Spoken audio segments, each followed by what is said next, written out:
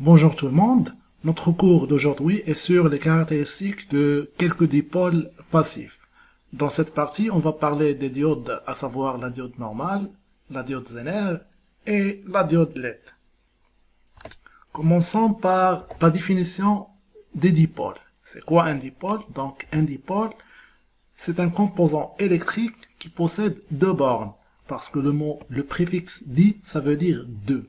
Donc, prenons par exemple un circuit simple dans lequel il y a un générateur et une lampe. Donc, le générateur génère un courant électrique I qui va circuler dans la lampe pour l'allumer. Donc, la lampe, c'est un récepteur. Il ne peut pas générer un courant électrique. Il ne peut pas s'allumer toute seule. On dit que la lampe, c'est un dipôle passif. Par contre, le générateur est un dipôle actif.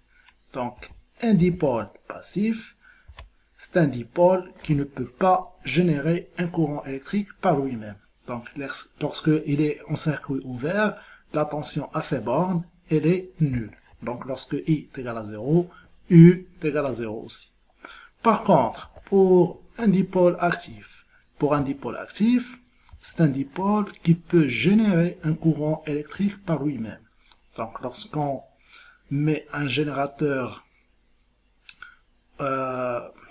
tout seul et on branche un voltmètre pour mesurer la tension à ses bornes, on trouve que la tension à ses bornes elle est différente de 0. Donc lorsque I est égal à 0, U elle est différente de 0.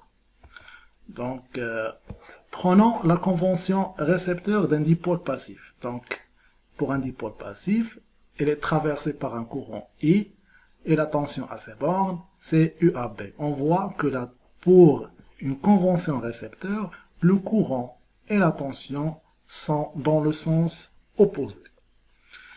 Passons maintenant à la caractéristique d'un dipôle. Donc, lorsqu'un dipôle est traversé par un courant I, il y a une relation entre la tension UAB et le courant I. Cette relation, c'est la caractéristique d'un dipôle. Donc, pour tracer la caractéristique d'un dipôle dans un repère, donc on met dans l'axe des abscisses la tension UAB en volts et dans l'axe des ordonnées le courant I en ampères. Lorsque la caractéristique il passe par le centre, on dit que le dipôle il est passif.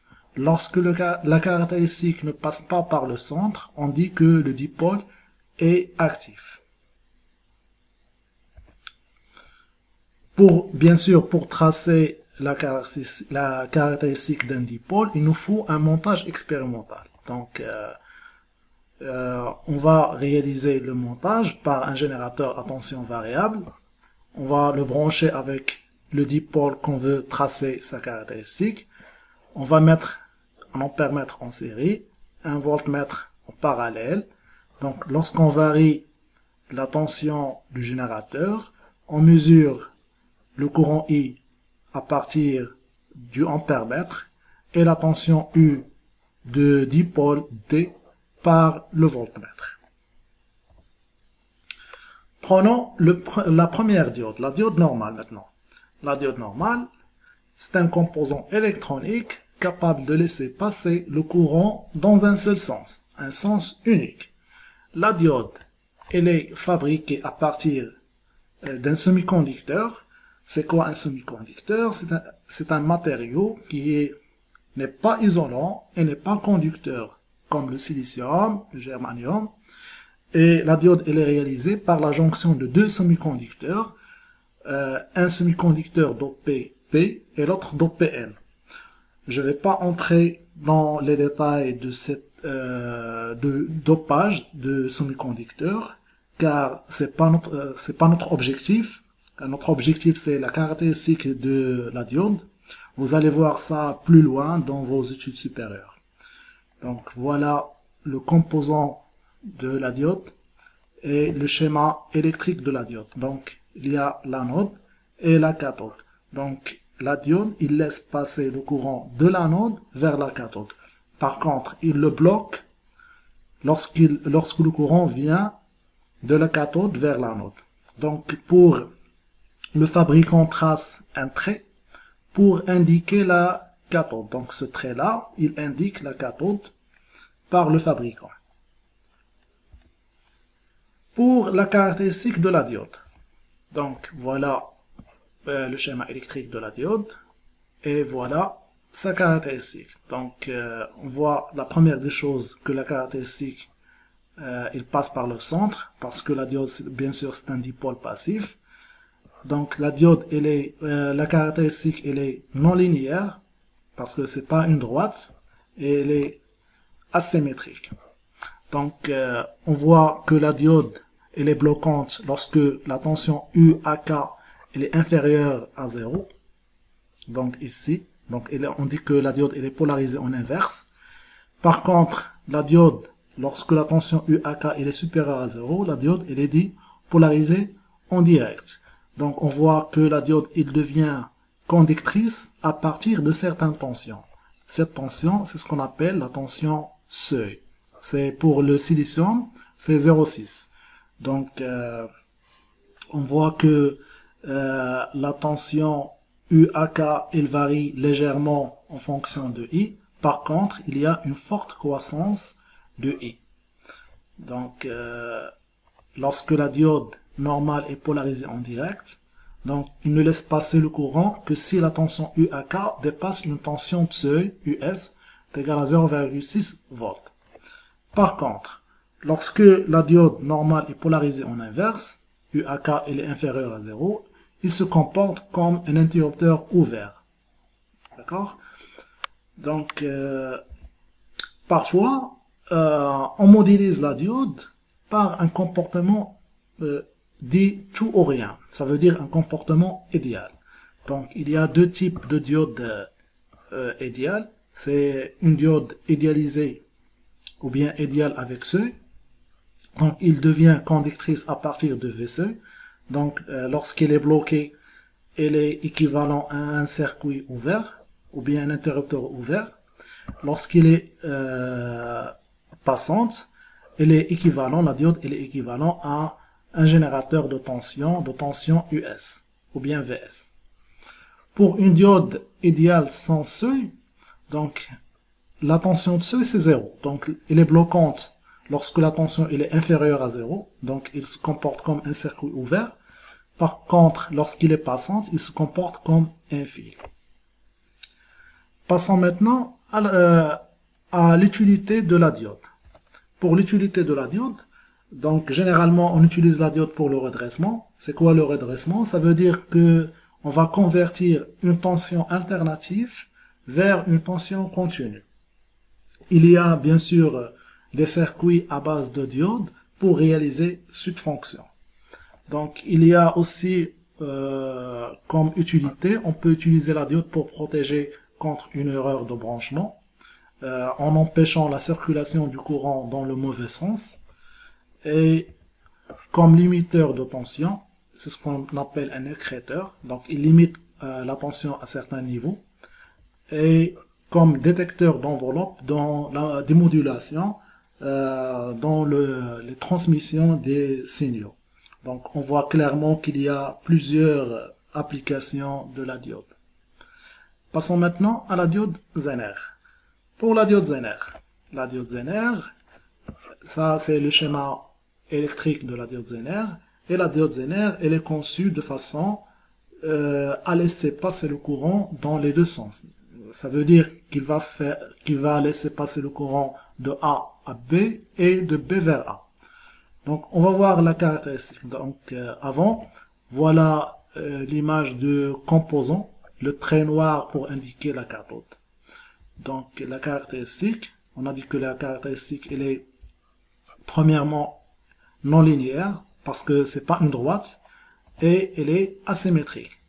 Donc analysons maintenant la caractéristique. Premièrement, lorsque la diode elle est polarisée en direct, donc le courant passe de A vers B. Donc il se comporte comme une diode normale. À partir de certaines tensions, la tension de seuil, il devient conductrice.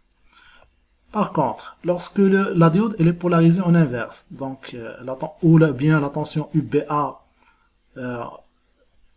on a ici la tension UBA ou le courant passe de B vers A. Donc la tension, donc on voit que la diode, il devient conductrice à partir de certaines tensions. C'est ce qu'on appelle la tension Zener, UZ. Donc pour cet exemple, UZ c'est 6,2. Donc la diode devient conductrice à partir de 6,2 volts. Et il stabilise la tension à cette valeur. Donc, et dans cet intervalle entre la UZ, la tension de Zener, et la tension de seuil, la diode Zener, elle est bloquante. Donc, en polarisation directe, la diode Zener se comporte comme une diode normale, c'est ce qu'on a dit. Donc, dans cet intervalle-là, il se comporte comme une diode normale.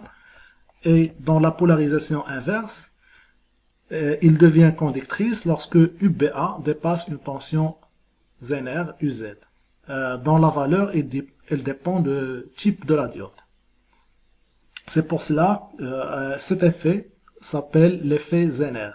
Et pour cela que généralement, la diode Zener, elle est branchée en inverse. Donc, pour stabiliser la tension. Donc, la diode Zener, elle est utilisée dans les circuits en sens inverse pour stabiliser la tension.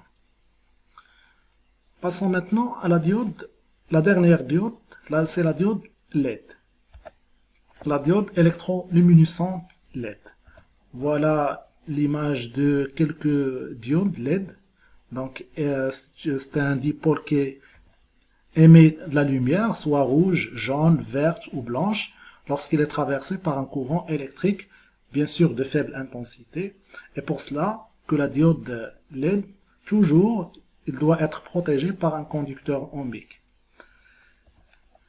Donc voilà le schéma électrique de la diode LED. Donc on va différencier la diode LED de la diode normale par ces deux flèches qui signifient la lumière, elle émet de la lumière. Donc passons maintenant à la caractéristique de cette diode, la diode LED.